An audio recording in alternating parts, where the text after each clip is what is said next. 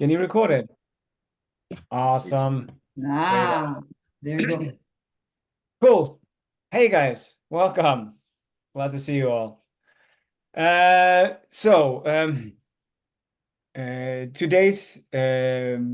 first for you that don't know me, my name is Helgi Björgvinsson. I am a member of the Intersection Core Group and is working with Wolfgang in Milan and currently have the role of community lead. So I'm leading this work with communities, both the global community and hopefully we'll trying to establish a little bit more in the local community perspective with assistance from Alex, which has been great help for me in that perspective. Alex, you wanna give maybe a short introduction of you? Yes, sure. Hello, everyone. So I'm happy to join this discussion. So the idea here is to give you the best information possible regarding how to start a community wherever you are. So I know there was a lot of questions regarding this aspect. So I'm helping the group Helgi to make this a little bit more official. So don't hesitate today if ever things are not clear, or if you have any questions, we have enough time to cover all that. In the meantime, we are presenting. So the idea is to give you as much possible information today so you at least can start having the discussion to start communities on your own. That's it. So the goal is basically we're gonna have this quite informal with not that many, and that is kind of the idea with the campfires to have a little bit of informal discussion. We're gonna go through. We've been trying to put together the main things to keep in mind with regards to local communities, but this is still just a first iteration, and this is what we're still working on it. And of course, as I said, please come up with questions. If you have questions, then just raise your hands and stop. It's not like you have to wait until the end or anything like that. Let's just keep it informal and fun. And so if you have any questions, just raise your hands or just jump in. That's also okay. So the intersection local communities. For first, I mean, we have a global community, which is we have about 1,100 members on Slack and just over 5,000 people on the newsletter that we subscribes to the newsletter. So we have a quite a big community so far, a global community, but we also see that it's a little bit disassociated. It's very obvious that. People are craving a little bit more closeness, so not really finding them in there. So there's not that many often that are really active on Slack, for example, and local community is something that we definitely hope will assist with that. We have to keep in mind, I mean, the purpose of the intersection group is to help people create better enterprises, and it's really important for us that this is reflected also not only in the purpose of intersection group and the everything we do on a global level, but also that it is reflected on a local level. So the purpose of the intersection group is to help create better enterprises. And the purpose that we see with local communities is to, well, create a local platform for professionals and enterprise design practitioners to share and co-develop the use of EDGY and the discipline of enterprise design. I mean, it doesn't say that if you're interested or if you want to work with something that you can actually contribute to the development of EDGY itself and the tools around it. But the local communities are primarily focused on the use of EDGY. So working together to inspire people, to get people to share their ideas and thoughts about how to use EDGY and how to apply it in their everyday work. So it's not like it's a clear focus, but that is kind of how we are thinking it at the moment, at least. And the goal of the community is, well, collaborate, learn together. So combine our intellect and experience and bringing people together that are interested in this purpose, in these tools, to really use them in order to, well, make better enterprises. So collaborate and learn together, share experience and best practices, and bringing up the local community is basically a platform for them to be able to do that. So it's definitely something that we want to have open and have people give people the ability to share their experiences and best practices on how they have used EDGY and how they can start with EDGY and learn from each other and collaborate on that. There is a road to actually start being a community lead or establishing a community, and about several activities that we need to go through. And the first, of course, it is really important for us that if we run a community, that we know EDGY. We need to have a really good and solid understanding of EDGY, because we need to be able to answer questions and guide. And when people come up with problems, that we don't have to have all the answers, but we need to be able to help people and facilitate the discussion, so that it still applies from an EDGY perspective, so that we're not going off course, and that people that come in can rely on that they will get good guidance from those leading the community. Of course, you will have the ability to look to Intersection and us instead. And if you have any questions they can't answer or anything like that, then of course you are able to do that. But then you also have to have the ability to be able to come back and ask the questions that are relevant from that perspective. Apply EDGY. I'm not saying that you have to have applied EDGY in a work-related situation or anything like that, but it is really well preferable that you have at least applied it from your own perspective. So applied it to a previous role or something just played with in real time, so that you have an understanding of what you can do with it, how you can form it, what kind of diagrams and models can you actually create with it, and have some kind of idea of what kind of complexities and questions are likely to come up in the meeting, so that you at least have some kind of idea outside of only the theoretical. Plan the community, of course.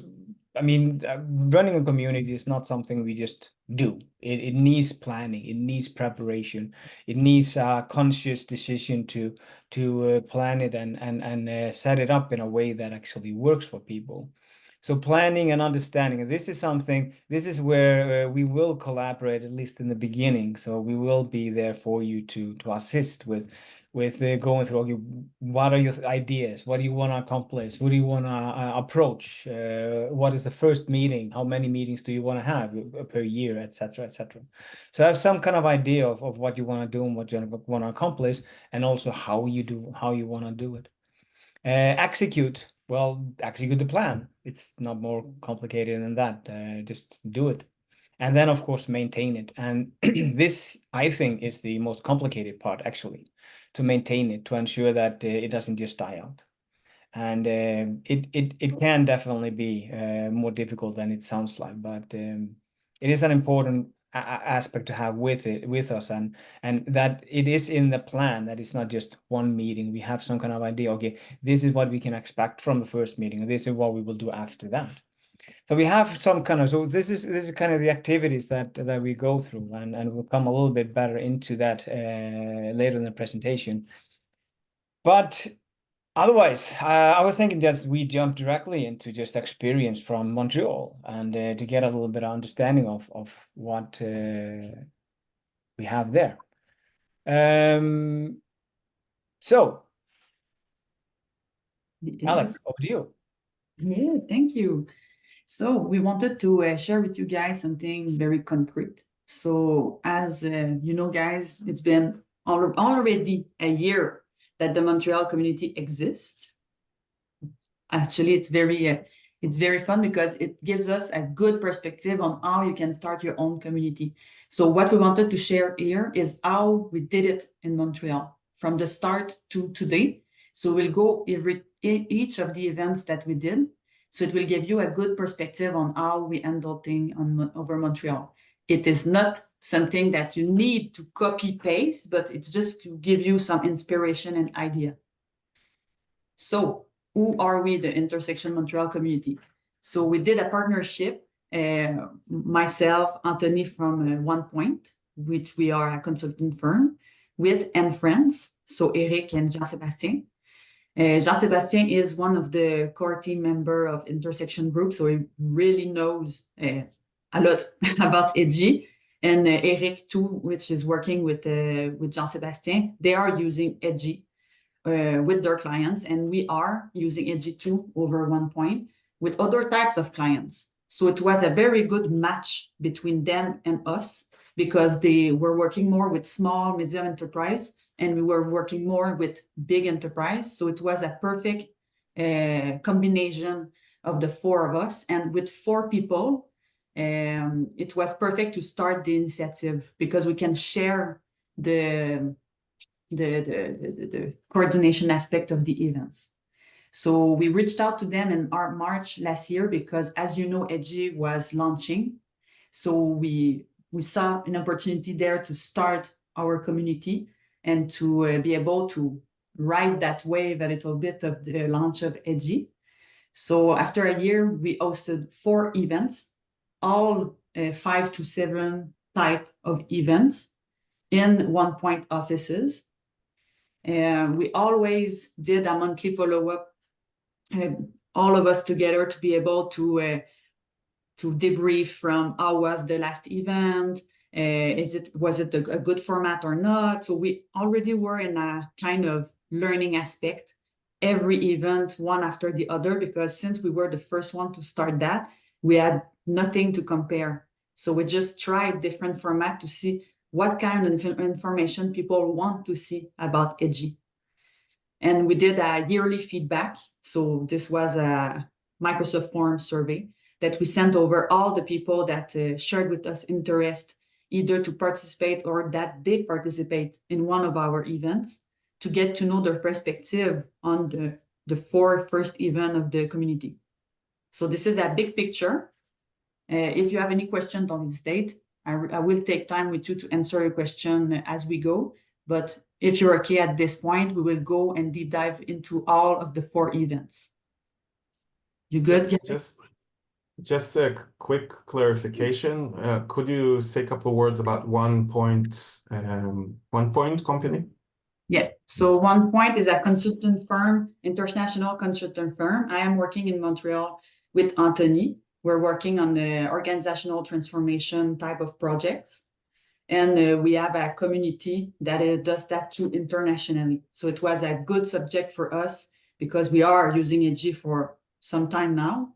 So it was perfect for us to be able to share the knowledge that we have, but with others, and to contribute to the EDGY development. So this is why we saw it as an opportunity to be able to engage with other people.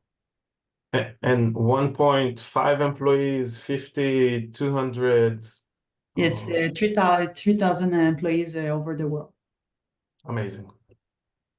So it's a good question, because this is something that we will recommend, is that if you could match with somebody that has offices, it is interested in EDGY or is using it, it's the best. So at One Point, we offered our offices, so there was no cost associated to that. So it does help to be able to host events.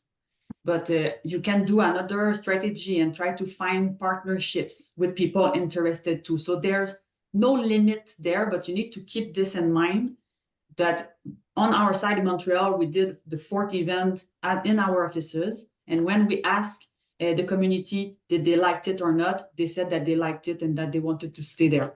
So we think it's good that people like the office. And we really wanted to push the aspect that it's really a chill event, voluntarily. So there's beers, some snacks.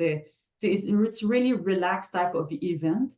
And as a consultant firm, we knew that maybe people thought that we were there to sell them some stuff, but no. So we really wanted to share this with people, that we are there because we are interested in EDGY. We want to learn with others, to share our knowledge. So we need to start from there. So this is something to keep in mind if ever you partner with a consultant firm. We need to have that type of of mindset to be able to host a community as open-minded as EDGY. It does answer your question, Ray? Yeah, super. This is, I mean, when you share an open source knowledge, this is the form, and a lot of people used to like, oh, let's have a meetup and sell them something. Exactly. So you need to break this a little bit at first, for sure. So our first event was on March last year. Like I said, it was for the launch of EDGY. So it was called the creation of the Montreal community and EDGY overview. So as you can read, it was a pretty formal presentation. It was the first one. So we wanted to just present EDGY, share that it was launched today at this point. And we wanted to go over a little bit EDGY to at least give people the opportunity to ask questions. So it was Anthony and Eric who handled the animation of this first event. And like I said, it was a 5 to 7 into 1 point offices with beer, chips, and all of that. So pretty relaxed format. If we go to the second event. Yeah. So it was about 2.5 months later, just to give you a perspective on how much time it took to do the second event. And this time we wanted to change a little bit the format.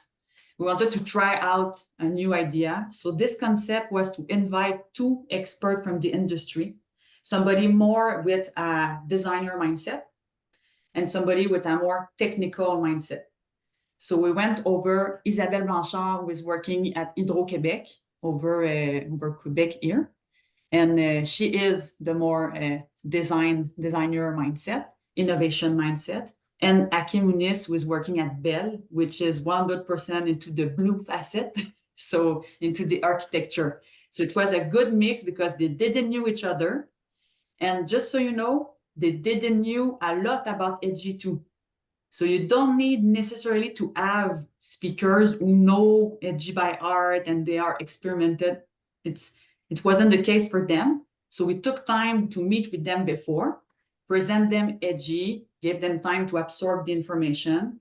They shared that they were interested in the concept. So then we take time with them to identify like 1 to 4 questions that we could go over. And the idea was to share the perspective between design and architecture in transformation projects. So we had an open discussion with open mic type of event. And Isabelle and Akim could answer the questions of the participants as we go. So again, beer, chips, really a chill event, 5 to 7.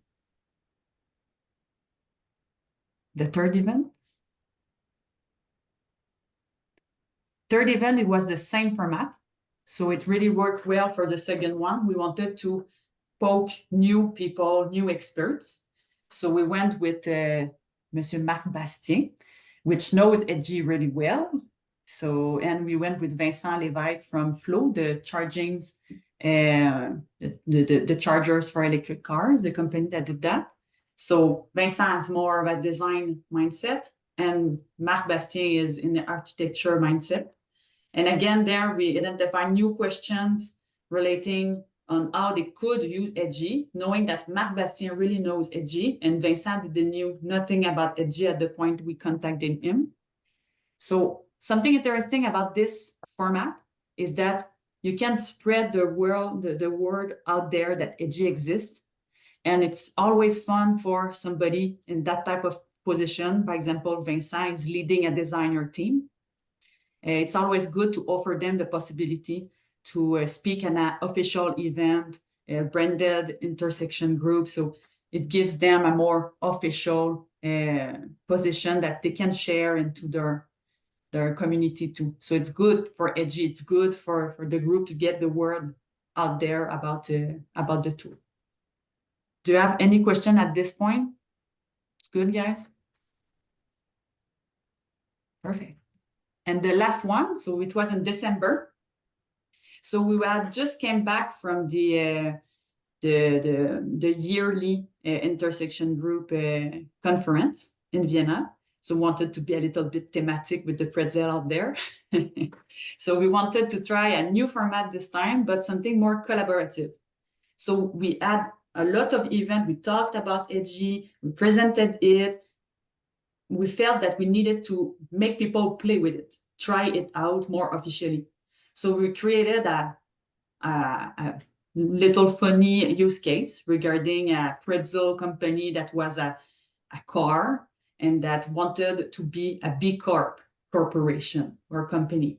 So we wanted to invite people to create an enterprise that was selling pretzel in a car and all of that using EDGY model. So we created little groups and we gave them about an hour to start from a point and discuss around how they could create this enterprise using EDGY.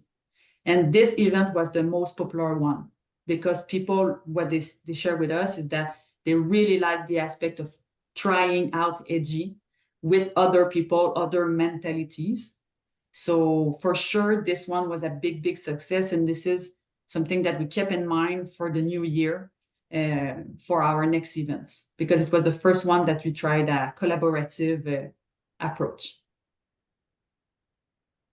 So those are the 4 first events or our 2023 year. Just to give you a perspective on how it went, after 4 events, we had a total of 80 participants, 25 people that came back.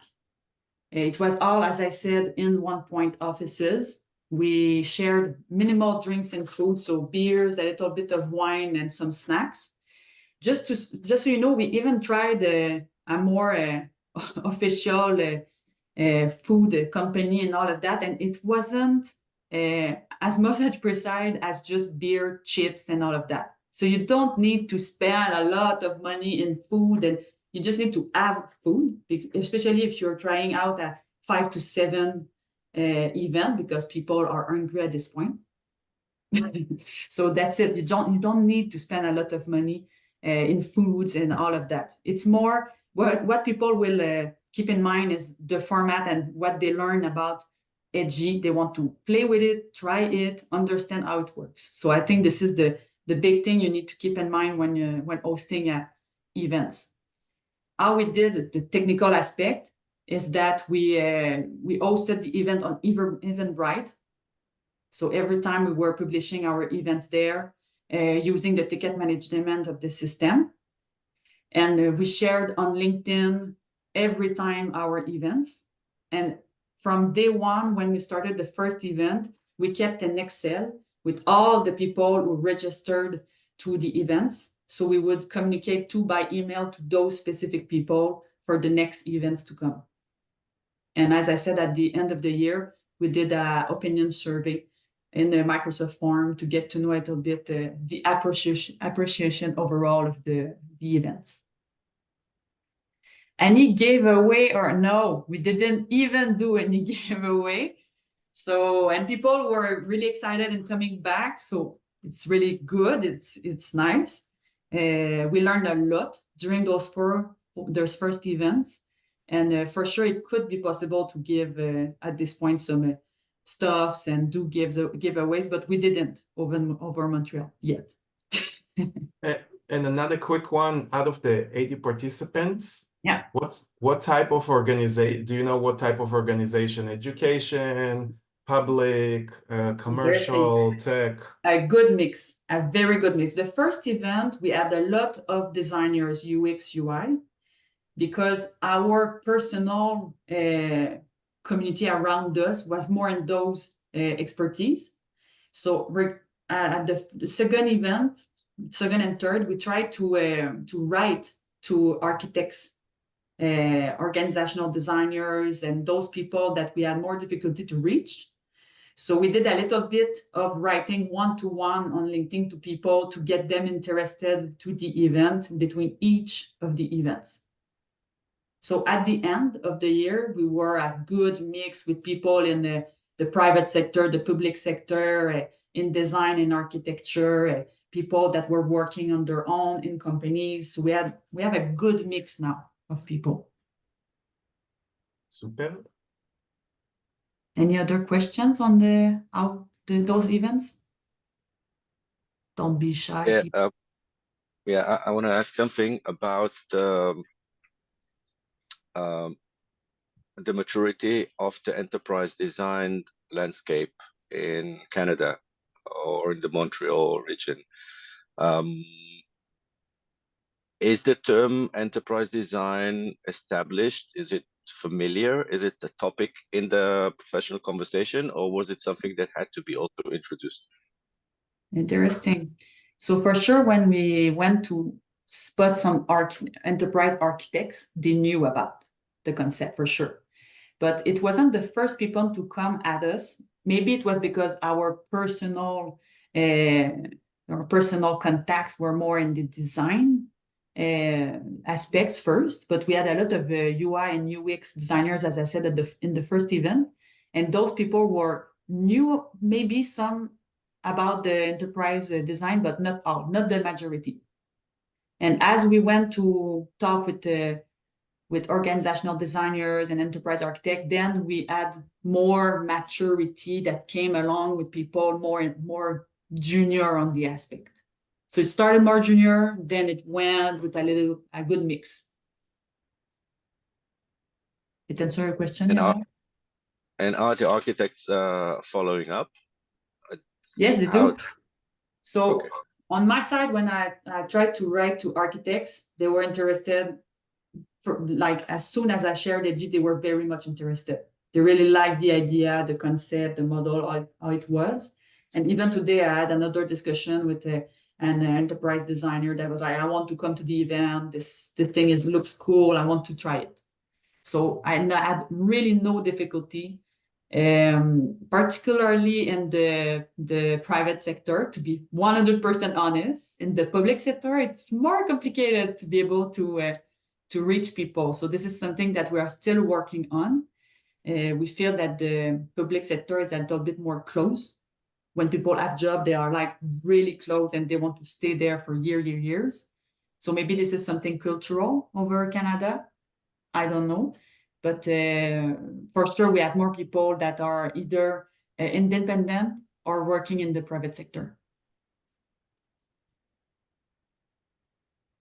The reason I'm asking, and it's interesting, because Ray and I had these conversations about introducing enterprise design and EDGY in Israel. The thing is that the landscape here in Israel is still leaning or kind of stuck in the organizations and protocols stage. It hasn't yet so there's this big division. So the designers, as you say, Alex, they went towards the UX and service design, but architects are not that common yet. So we're kind of thinking how, well, I'm not sure if it is an educational stage in a way, but it's also kind of opportunistic and basically trying to figure out who's interested in the benefits of the enterprise design and the language itself, rather who's interested in the collaborative communication rather than the, let's say, role. Was that something that was discussed in the meetings, or? I know that at first, because as you all know, with the AI in the new, people were coming at first because in my side, and Mathieu, Roy, Anthony, if you want to complete, I know you're there, guys, don't hesitate. On my side, when I saw some people at first, there was a lot of people looking to change, to do a career change. They were really like rethinking their future and all of that. So this is part of the participants were coming at the EDGY events to get out there and get to know a new way of working, and maybe that EDGY could help them become goes in the independent consultant.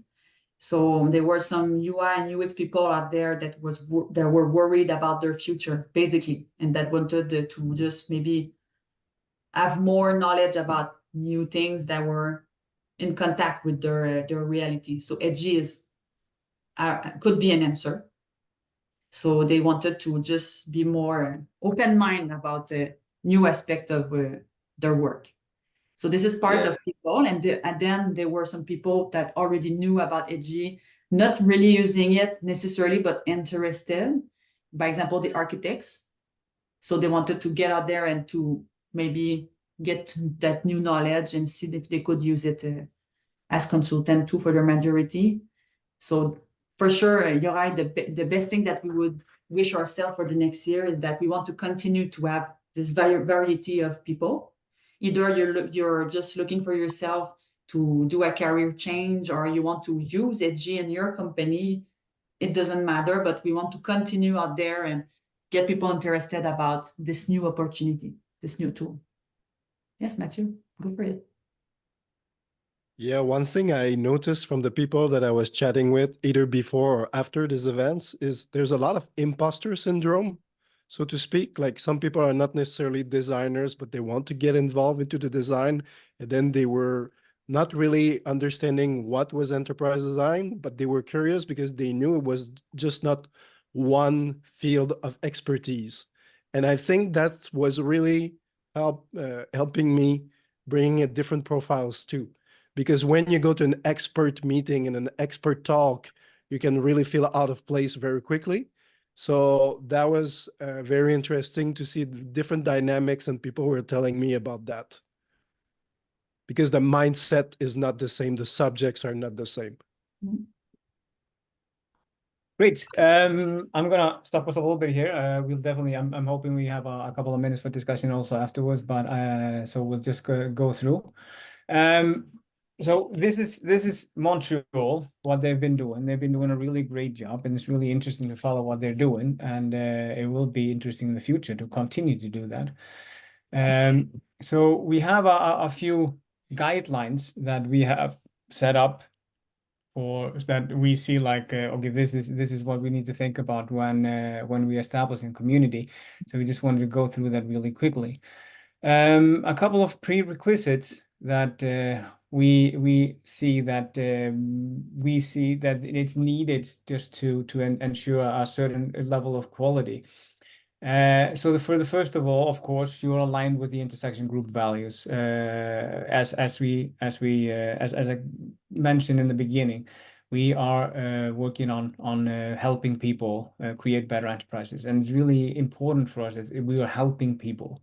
We're not telling people, we're not asking people to pay us. We are collaborating on it. We are helping them. We are giving away a lot of information and tools and stuff like that. So we really believe in this, to be open-minded, collaborative, and to develop with peers.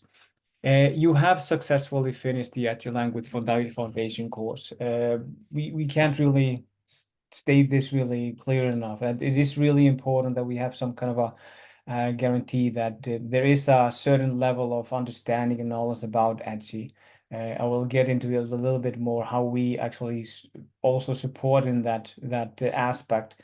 But we do expect, if you want to become a community lead, that you have finished the course, and that you have finished the course with a certain level of grade that from the test that is in the end. We definitely recommend that you are 2 or more that intend to lead it together. This is an endeavor. This is quite a lot of work, can be quite a lot of work. So doing this one person and trying to hold it and maintain it over time becomes really, really difficult. Even being 2 is really, really difficult. So, but 2 is an absolute minimum in order to actually be able to maintain it. So we need some kind of we rather not establish something that we are quite sure that is not gonna last. So we prefer that it is more than 1 person, at least 2. And preferably from different disciplines, if possible. 1 person from design, 1 from architecture, 1 from strategy, 1 something like a branding or anything like that, so that we have a little bit broader perspective on that. It is preferable that you have a partnership with a local enterprise, consulting company, someone that can be as a sponsor. It's not necessary, but we definitely recommend it, because I mean, like Alex said, it's not like it needs to cost a lot. but you need a local, a location. You need somewhere you can invite people that can host at least 20, 30 people plus. And invite them for something to drink or eat or something like that. Like I said, it doesn't have to be much, but it's still cost, and coming out of your own pocket, it's not really the maybe this what we want to encourage you to do. Even though if you really want to do it, we're not going to say no to you. You do not expect any direct monetary gains from the community.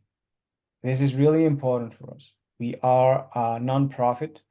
We put a lot of emphasis on being nonprofit, and we actually put a lot of effort into staying nonprofit also.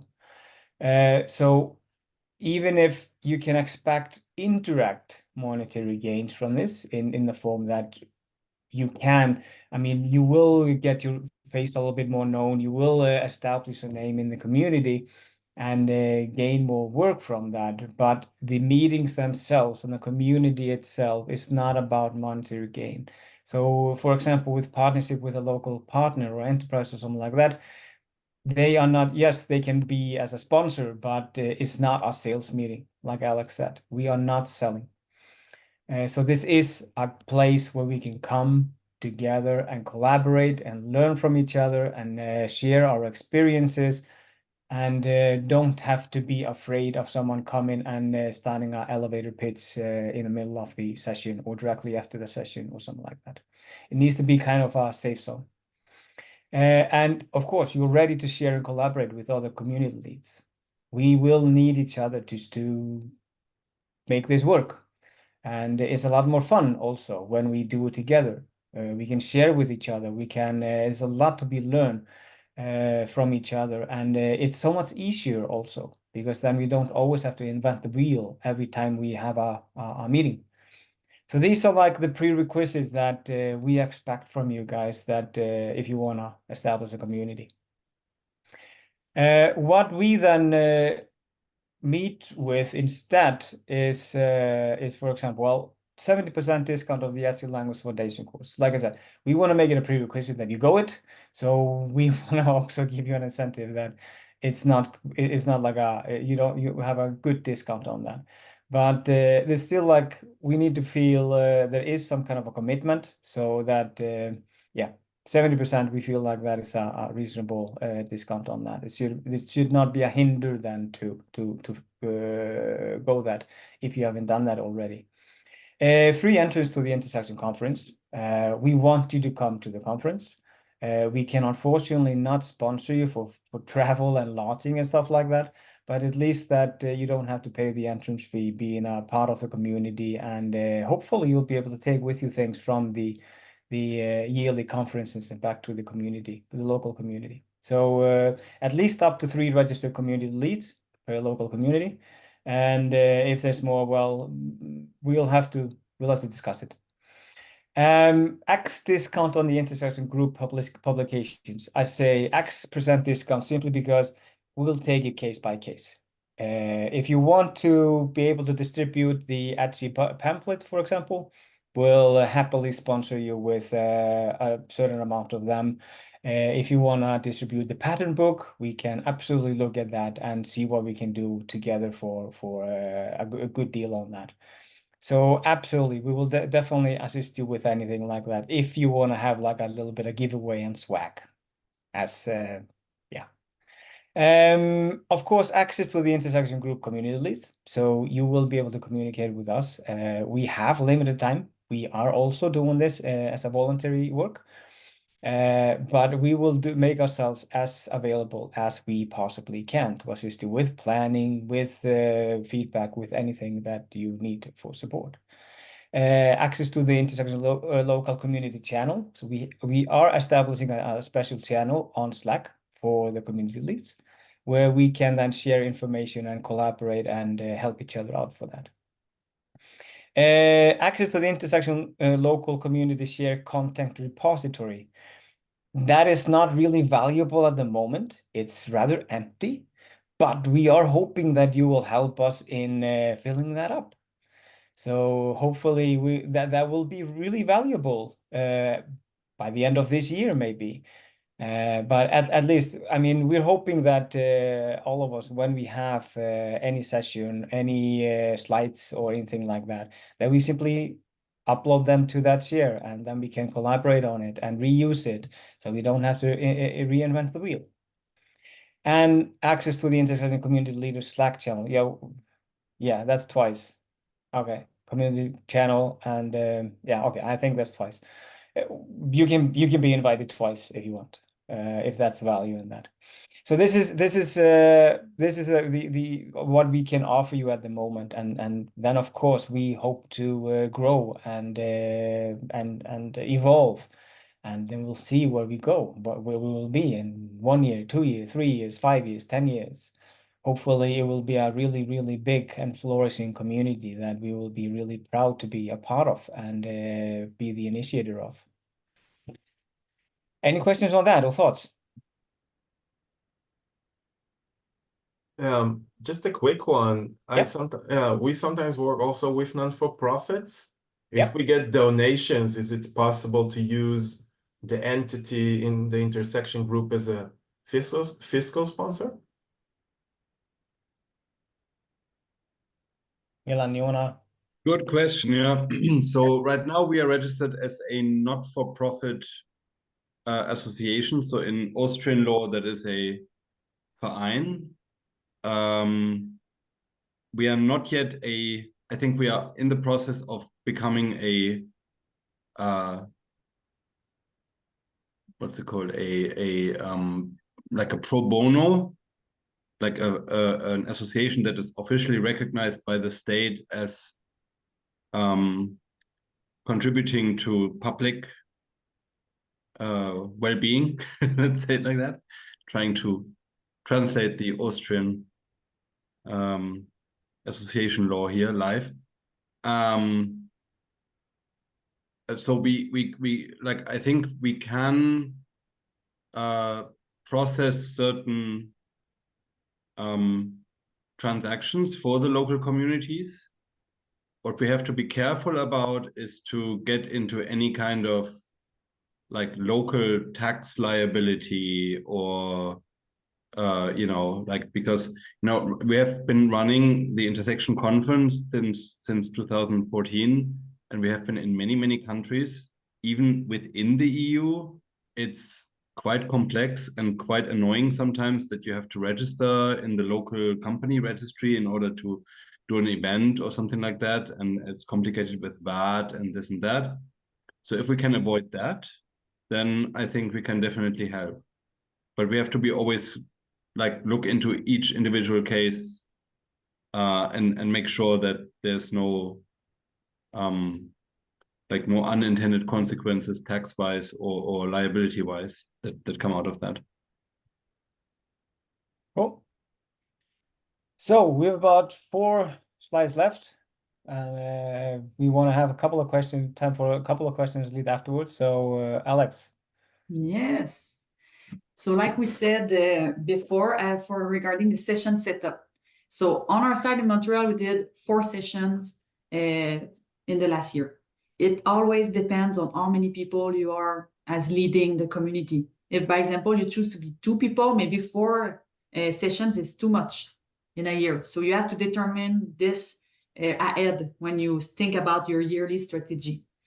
We hosted 1.5-hour session. And this is the kind of agenda that we followed. So it was always about 30 minutes for people to come in, take their coat off. We're in Quebec, there's snow in winter. So I give some people time to take a coffee, a drink, eat a little bit. And most of the time was in the presentation or the collaborative workshop that we did on the 4th event.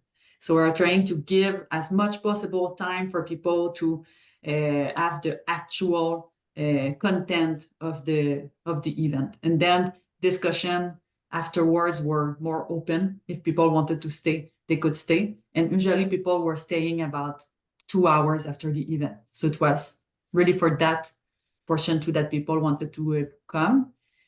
Expect 6 to 8 weeks of preparation. So this is super important. You need to plan yourself regarding what you're going to discuss about the presentation, so the PowerPoint or You need to think about publishing the event, to talk about it, maybe write to people. When you start this effort of community, for sure, at first it takes more effort. Then you have some base of people maybe that will come back, but you need to give yourself time. And if you do this in your personal time, you need even more time to planify yourself.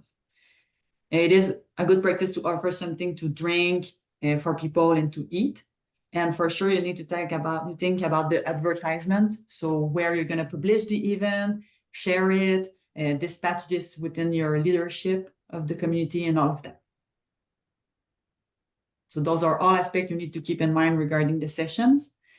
Regarding the topics, as we shared, you can do different types of format. You can do general presentations. So maybe for the first session, it's good because you want to share with people what is EDGY about. You want to talk a little bit about the group and the initiative and all of that. So the first session usually is welcome to be more of a general presentation. Then you could do case study or even a client feedback. You could invite a client over and discuss about how this client felt about using EDGY. And you could do an interactive workshop kind of evening or event too. So those are all different topics or format that you could use. You can reinvent the wheel. You can do there you have a white page. You can really try out things. And for sure, this is why we want to have a Slack channel and exchange. You don't have to create stuff every time. If you want to take a format that somebody else did in Montreal or a new community, you can just reach out to this person and per people and then take the inspiration from them. So this is why we wanted to create a community and a place to exchange. And finally, the thing to really keep in mind is that you need to manage the database. So you need to keep the registered people, the people interested, and start from them. There, it will really help you out if you take time to take presence, who register, who was at your event. It's a good habit to take because it would really help you and even connect with people on LinkedIn afterward. So then when you share your events, they will see the next event. So those are all things you need to keep in mind in your community management. And lastly, the community's feedback. So as we said, we did a yearly Microsoft form survey. So you could do this on any platform, but we recommend you do this because it's important to have the participants' feedback. We are even thinking in Montreal to do this after every event, just to have a more accurate feedback after each of the events. So it can take the format you want there. Again, there we can share what we did over Montreal if you want to start from something. But we recommend that you always take participants' feedback to be able to then go over your next event. That's it. Awesome. So everybody tagged. Excited to jump in. I had a question around how local is local, if you like. I'm in the UK, but I'm in Exeter, which is quite a small part of city in the UK. So thinking about a community, would the community be kind of the UK community? And obviously we'd look at events being more in London or something like that, to somewhere everybody could get to, or would it be more of a city based like a London, like the Montreal example?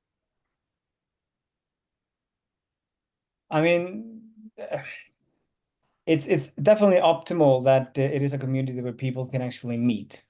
In the global community, we have virtual meetings, and so the local communities are definitely thought of as a place where people can physically meet and talk and interact with each other on a completely different level that is just not possible in a virtual meeting in a global environment. So within a radius where people have a reasonable possibility to actually come to a place. That's kind of probably trying not to have it bigger than that, but I mean, yeah, we're not really gonna put any restraints on it, but this is kind of the idea, at least. Yeah, I would maybe add that it really depends on the like how your geographical entity is structured, right? So I think intersection US wouldn't make sense, but maybe UK would. But then where would you meet? You know, like, but so it's I would, but then, for example, an intersection Malta makes perfect sense. You know, like, so we don't have a strict rule on that. Whatever makes sense, whatever, because in the end, what counts is if we can fulfill the purpose of the local community, which is to build a local kind of community where people know each other and they exchange and build this kind of social fabric, right? So that's basically the task behind. Cool. So probably something like London would probably be best to cover off. I mean, I'm within a couple of hours of London, so it's all doable to get there and to participate in an event there. That's no problem. So probably targeting somewhere like London would be maybe easier than UK or. Yeah, to start with at least, I guess. Yeah, and then of course, I mean, there's absolutely a possibility if you have the ambition and will to collaborate with some others in UK. So if someone is up in Manchester or something like that, then you can absolutely collaborate, use the same stuff, have one meeting 1 week in London and the next week in Manchester or something like that. That's completely up to you. So like Milan said, we're not really limiting it. It's more of what's your capacity, what's your goal. And so it's in the planning stage that we would look into that. Cool. And Alex, I have a quick question. Are you able to share the feedback that you guys have received, not from the participants of the events, but rather from the senior leadership of OnePoint or from the partners of OnePoint in terms of the events? I love it. We didn't do an official survey, to be very precise. So every time what we did is that first don't forget, we are in Montreal. So in Montreal, we decided to go over and to invest into the event. And that's it. When we did a yearly checkup, if I can say it that way, with our CEO over Montreal, he was very satisfied with how the community grew over the year. So this was like at first we didn't add the survey and the feedback of the participants. So it was the only aspect we could capitalize on to check and see that, okay, people have interest in this and that it's working. The word is going out there and there's more and more people coming back to events and there's more and more people interested in going in Eventbrite and taking a ticket to come. So those were the first aspects that gave us an idea of the proportion of people interested. And then when we came up with the idea to continue on the second year, the leadership was really happy to continue to invest in this, especially that it's really much in our mindset over OnePoint to co-constructing the intelligence, the collaborative intelligence and all of that. It's in the core values of the company. So for sure, at OnePoint, invest in that type of idea. And it's part of the service offerings from the company to provide design, enterprise design type of engagements at OnePoint. Interesting. So Anthony and I use EDGY for a client. We didn't display the EDGY in face of the client because we felt that the client wasn't mature enough. So we use it more in the backstage of it. But for sure, we are selling transformation services and enterprise design service. And over OnePoint, we have a school inside where we train people to be transformation architects, where we share EDGY into those classes. So we are very much invest in EDGY as a key tool. Yeah. Yeah. Thank you. And one of the aspects of that is also what we've heard is it's working very well. It's we're not selling EDGY. EDGY is just a tool. It's like a builder will not be selling the power tools. he will be selling a solution. So, I mean, that is so transformation, project management, any change actually, where Etsy can be used.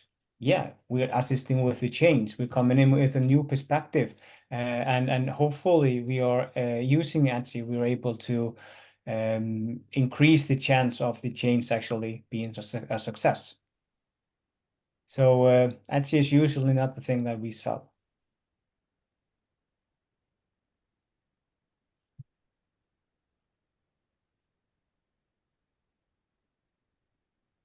Any other questions? Awesome, which is good because it's 8 o'clock. So I mean, the next step is basically reach out to me or Alex on Slack, and if you wanna go ahead and start, and then we will initiate the at least in the beginning we will take a first meeting, and we will see, okay, what is the ambition, how are you thinking, what are your plans, from the prerequisites, do you fulfill them? If you don't, how do you plan to do that? And then we'll work with you to assist you on your journey in that way, and we'll see where we land from there.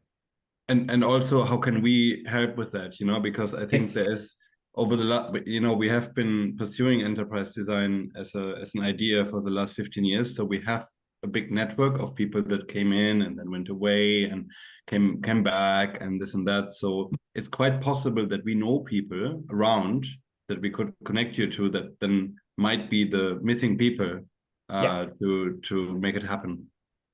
Yeah, and yeah, keep in mind, I mean, just because you're one now and you don't know anyone else, if you really want to do this and you're missing someone, possibly you know someone else in the local area that is also interested, that we might connect you with, or that we can start with planning it and see where we go and how it develops, if you can find a solution for that.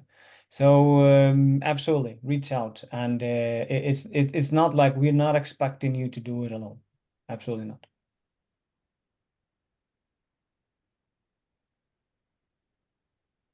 And we will share the slides. Yes, you will. We will share the slides and the recording. Cool, thanks. Awesome. Then Alex will stop the recording, and if you have any questions, don't